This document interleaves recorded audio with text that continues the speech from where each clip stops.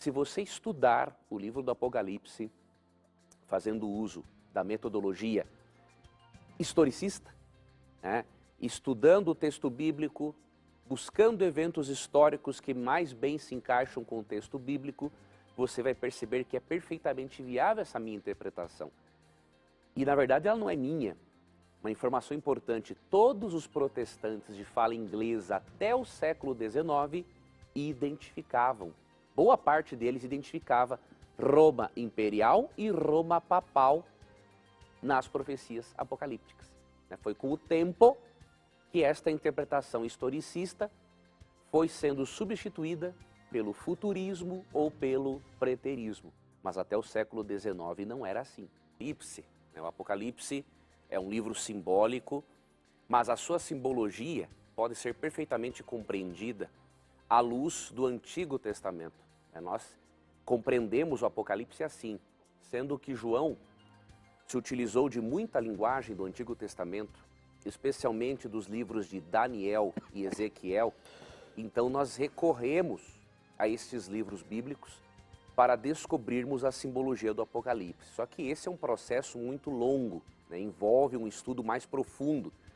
E a explicação que eu darei a você aqui é breve, é objetiva, e ao final eu indicarei para você algumas obras para que você possa entender melhor este assunto, se aprofundar na compreensão de Apocalipse 13.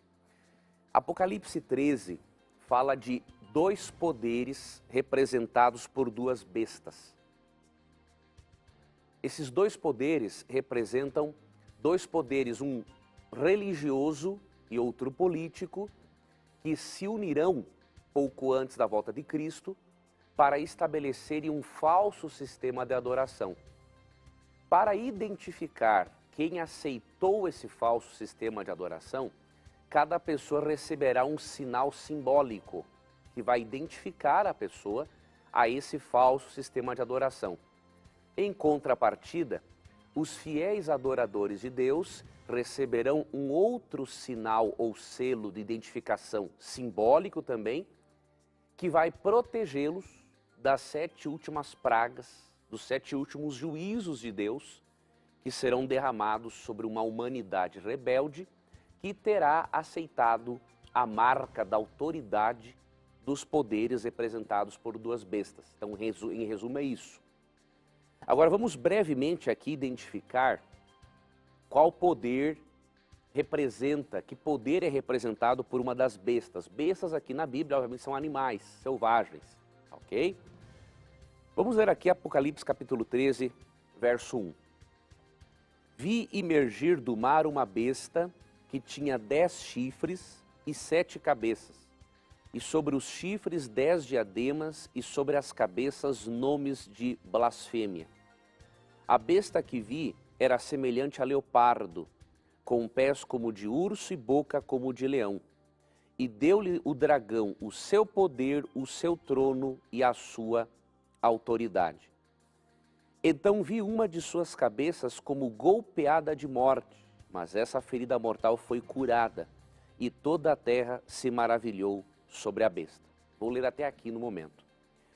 Este animal, leopardo, depois aparece aqui leão, são os mesmos animais, são animais que aparecem lá em Daniel, no livro de Daniel, capítulo 7, né? Aparecem alguns animais que representam o quê? Impérios, poderes políticos, né? E aí, para nós identificarmos aqui essa besta, primeiramente, no verso 3 diz que uma das cabeças dessa besta, desse poder, foi golpeada de morte, mas essa ferida mortal foi curada. Aqui nós temos uma informação histórica importante no verso 3. Uma outra informação histórica importante está aqui no verso 5, que diz assim: foi-lhe dada uma boca que proferia arrogâncias e blasfêmias, e autoridade para agir 42 meses. Esses 42 meses equivalem a 1260 dias. Em profecia, um dia equivale a um ano, tá? Por exemplo, você vê lá em Daniel 7,25, que um poder representado por um chifre pequeno atuaria contra o povo de Deus por um tempo, 2 tempos e metade de um tempo. Isso equivale aos 42 meses ou 1.260 anos de perseguição que o povo de Deus enfrentou. Essa informação que eu dei para você de Daniel 7, 25 e 26, ela é importante porque o mesmo poder representado pela besta aqui em Apocalipse 13 é o mesmo poder representado pelo chifre pequeno em Daniel 7, 25. Daqui a pouco vamos ver.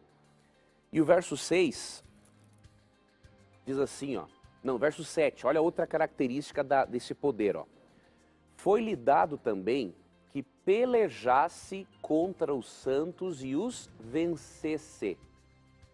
Deu-se-lhe ainda autoridade sobre cada tribo, povo, língua e nação. E adorá-la-ão todos os que habitam sobre a terra. Então veja, essas características aqui deste poder, primeira característica, esse poder teve uma das cabeças dessa besta, foi golpeada de morte, mas reviveu. Verso 5, tinha uma boca que proferia arrogâncias e blasfêmias e ela agiu por 42 meses, ou seja, 1.260 anos. E uma terceira característica, essa besta, de acordo com o verso 7, pelejou contra os santos e os venceu. Então nós temos aqui 3 informações históricas muito importantes. E você vê que essas características da besta, elas estão em total ligação com outro poder, com o chifre pequeno, identificado em Daniel 7,25. E aqui nós já vamos identificar que poder é esse. Nós estamos usando aqui, amigo telespectador e ouvinte, o método historicista de interpretação. Nós estudamos a Bíblia e procuramos os eventos históricos que mais bem se encaixam com as descrições do texto bíblico, tá? Falando do poder representado pelo chifre pequeno, que é o mesmo poder representado pela besta aqui em Apocalipse 13, olha o que diz aqui, Daniel 7,25. Proferirá palavras contra o Altíssimo. Ou veja, tem a ver com o caráter da besta, Apocalipse 13, que diz que proferiria arrogâncias, e blasfêmias.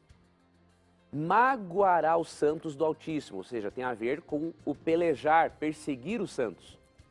E cuidará em mudar os tempos e a lei. E os santos lhe serão entregues nas mãos por um tempo, 2 tempos e metade de um tempo. Quando você avalia Apocalipse 13, com essas informações históricas que eu apresentei, com Daniel 7,25, você chega à seguinte conclusão. Primeiro, o dragão que deu poder à besta e que perseguiu o povo de Deus a princípio foi Roma Imperial. E qual foi o próximo poder perseguidor que surgiu a partir de Roma Imperial? Se você for à história, você vai ver que eu não estou falando bobagem. Foi Roma Papal. E nós cremos que Roma Papal é o poder representado por essa besta aqui em Apocalipse 13, equivalente ao poder representado pelo chifre pequeno em Daniel 7,25. É o poder que melhor se enquadra nessas seguintes características. Primeiro, aqui no versículo 6, no versículo 7, é dito que este poder pelejou contra os santos e os venceu. Foi Roma Papal, após Roma Imperial, que perseguiu aqueles que não aceitavam a fé de Roma. E aqui diz que foi por 42 meses ou 1.260 dias.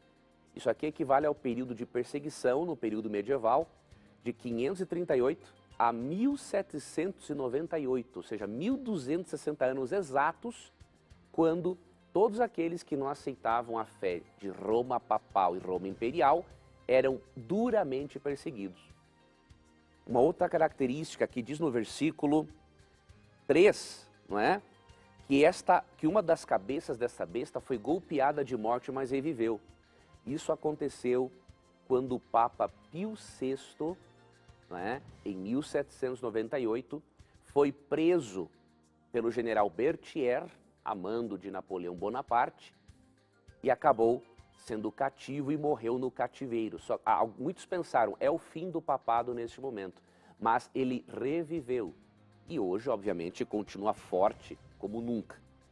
E uma outra característica, diz aqui no verso 5 de Apocalipse 13, que este poder teria uma boca que proferiria arrogâncias e blasfêmias. Você pode pensar, mas em que sentido o papado pode blasfemar contra Deus?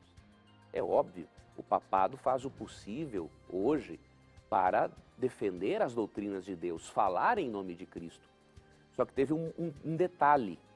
Você vai para Daniel 7,25, diz que este poder, além de perseguir, magoar os santos do Altíssimo, diz que cuidaria em mudar os tempos e a lei. Você vê que o poder religioso político que mais atuou na mudança da lei de Deus foi o papado. Por isso que ele é tido como um poder que profere blasfêmias, ou seja, se colocou numa posição em que se sentiu ter autoridade para mudar os mandamentos de Deus. Se você fizer uma comparação entre os 10 mandamentos, como se encontram na Bíblia, com o catecismo, você vai tirar todas as suas dúvidas. Por exemplo, o segundo mandamento, que diz para não adorarmos imagens de escultura, não aparece no catecismo. Ele foi tirado. Já o quarto mandamento, que ordena observarmos o sábado como dia de guarda, ele foi substituído por domingos e festas. E o 10º mandamento, que orienta-nos a não cobiçarmos, ele foi dividido em 2 para suprir a falta do segundo mandamento. Perceba, não existe um outro sistema que tenha alterado de uma forma tão clara a lei de Deus. Eu não estou dizendo, que o papado sozinho mudou o sábado para o domingo. Este foi um processo gradual que começou antes de Roma Papal. Porém, quem mais se atreveu a mudar a lei de Deus, obviamente, foi Roma Papal. Não há dúvidas disso quando nós avaliamos a história. E aí você pode se perguntar, o que isso tem a ver com o sinal da besta? Bom, se nós já identificamos que a primeira besta de Apocalipse representa Roma Papal, identificar o seu sinal não será algo difícil. Qual é o principal sinal de autoridade de Roma Papal? E qual será? Exatamente a observância do domingo. Eu queria ler aqui para você algo interessante. Vou extrair aqui isso do livro Uma Nova Era segundo as Profecias do Apocalipse, de C. Mervyn Maxwell. Na página 392 temos algumas informações importantes. No começo da Idade Média, sacerdotes descobriram cartas provindas do céu que impunham às pessoas a guarda do domingo em lugar do sábado. Em 1054, o Papa Leão IX, excomungou toda a Igreja Ortodoxa do Oriente e, em parte, porque os ortodoxos celebravam o sábado. De todos os principais ramos da cristandade, a Igreja Católica tornou-se aquele que mais ferrenhamente se opôs ao sábado do 7º dia. Um estudioso chamado Pedro de Ancharano, ele diz o seguinte: o Papa pode modificar a lei divina, se ele assim o quiser. Então nós cremos que no futuro, pouco antes da volta de Cristo, o sinal que será colocado para identificar quem é um adorador deste poder político-religioso será a observância obrigatória do domingo no lugar do sábado. Isso não acontece hoje, tá? Nenhum irmão sincero, nenhum irmão católico sincero, nenhum irmão evangélico sincero que guarda o domingo tem a marca da besta. Pelo contrário, tem muitos filhos de Deus que guardam o domingo e são mais fiéis a Jesus do que muitos guardadores do sábado, que dizem que guardam o sábado, mas no íntimo são hipócritas, ok? Então aqui eu não estou julgando pessoas. Agora, pouco antes da volta de Cristo, haverá sim um decreto dominical que será uma forma de identificar aquele que adora ao poder representado pela besta. E a obediência é o ponto central aqui, porque em Apocalipse 14:12, falando daqueles que não aceitarão o sinal da besta, olha o que diz aqui, ó. Aqui está a perseverança dos santos, os que guardam os mandamentos de Deus e a fé em Jesus. Você percebe? A obediência a Deus, mais especificamente ao quarto mandamento, será o sinal de identificação de Deus e, obviamente, que a obediência a um mandamento oposto, que será sinal da autoridade da Igreja de Roma, será o sinal deste poder representado pela besta. Quem for identificado com este poder, observando o domingo como dia de guarda, ali pouco antes da volta de Cristo, né, olha o que vai acontecer a todos, os pequenos e os grandes, os ricos e os pobres, os livres e os escravos, faz que lhe seja dada certa marca sobre a mão direita ou sobre a fronte, para que ninguém possa comprar ou vender, senão aquele que tem a marca, o nome da besta ou o número do seu nome. Ou seja, aqueles que não aceitarem, não é, o sinal de autoridade da Igreja Romana, eles sofrerão um boicote econômico. Eles não poderão comprar, vender, exercer atividades comerciais porque não foram identificados com este poder. Quando a Bíblia diz que esta marca vai ser colocada na testa ou sobre a mão, vamos deixar de lado essa besteira de chip, porque não tem nada a ver isso. A Bíblia não tem o propósito de falar isso. Para nós sabermos o que significa isso, nós temos que recorrer à Bíblia e um pouquinho também à história, né? Quando você vai para Apocalipse 22:4, aqui diz assim, falando dos servos de Deus: contemplarão a sua face e na sua fronte está o nome dele. Não é que Deus vai tatuar na testa literalmente o nome de ninguém, mas é porque a pessoa vai refletir o caráter de Deus. Ter o sinal da besta na testa ou na mão representa que a pessoa vai refletir o caráter da besta, o caráter rebelde. E na mão simboliza que a pessoa vai agir em conformidade com o caráter rebelde da besta, aceitando um falso sistema de adoração e ignorando o verdadeiro sistema de adoração.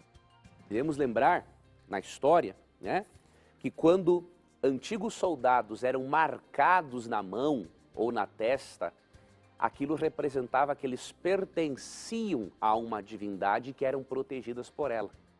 Da mesma forma, os filhos de Deus que aceitarem a verdadeira adoração serão marcados, simbolicamente serão protegidos porque eles pertencem a Deus.